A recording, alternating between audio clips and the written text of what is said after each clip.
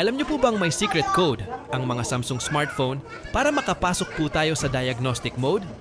Ang diagnostic mode ay ang paraan upang maisagawa natin ang pagsusuri sa iba't ibang function ng ating telepono upang matukoy ang mga posibleng problema. Tinutulungan nitong suriin ang paggana ng display, mga button, sensor, camera, touchscreen at iba pa na nakakatulong sa pag-troubleshoot at sa posibleng pagkukumpuni natin sa ating mga Samsung smartphones.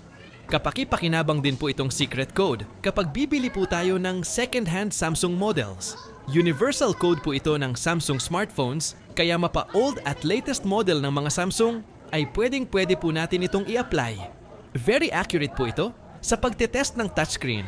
Hinding-hindi po tayo maiisahan ng kausap natin kapag ito po ang ginamit nating pang-test. Madali lang po itong gawin.